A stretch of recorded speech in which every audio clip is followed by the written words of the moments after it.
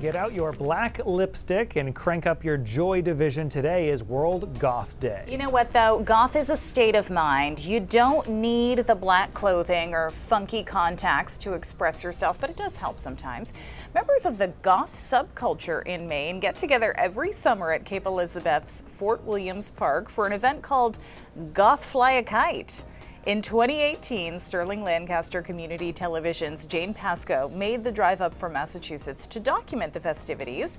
The event bucks the idea that goths are only interested in the morbid parts of life. Of course, that's a part of it, but this is a chance to enjoy some sun and togetherness. And apart from kites, there are often picnics and bocce ball, just general fun park stuff. This year's event is scheduled for the morning of June 10th. Now, the goth subculture grew out of music, but today goths don't listen to just one kind of music. Punk, post-punk, indie, industrial, folk. But one genre with a lot of goth crossover is certainly metal. Back in 2009, the Grammy-nominated band Killswitch Engage played in Lewiston. And while they're not strictly goth, we got the chance to talk with a few of their members. Here's Kathleen Shannon.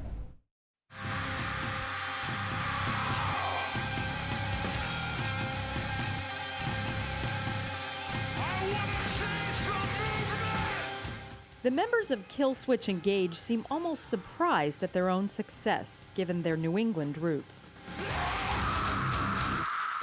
Many critics credit KSE, as they're affectionately called, as being part of a wave of metal bands that bring more intelligence and finesse to this type of music, taking it beyond headbanging riffs and screeching goth lyrics, and therefore widening its appeal.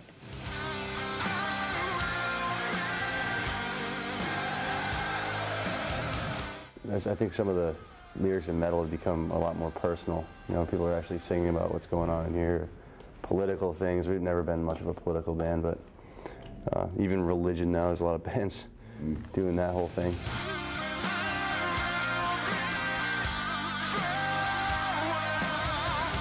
Definitely crosses over into some other genres. There's a lot of rock influence and pop music and the old school like hardcore kind of stuff. I don't think we're personally trying to change anything about music. We're just we like to write music, we like to write songs, and hopefully people like it. Another layer of their likability is that they are married. Their wives were both with them here in Maine, and while they've been on tour nonstop for the past few years, the ultimate concert for them is one where they can drive home and sleep in their own beds after. One thing we kind of excel at is being very average. we're all really average dudes. We're just run-of-the-mill guys who like to sit down and watch a game on TV, drink a beer, hang out, tell a poop and fart joke, and then we go out and play guitar for a living, and after that's all said and done, we go back to what we do.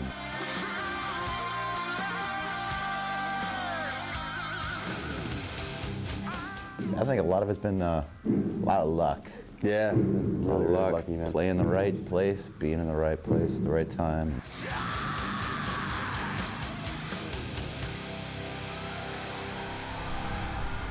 That's right, they're just normal guys. Yeah. They just happen to play in a band. Yeah. I love it. Killswitch Engage, by the way, is on tour again this year. Their next show's coming up June 9th at the Hampton Beach Casino Ballroom in Hampton, New Hampshire. So get the goth on. Get Absolutely. ready for it.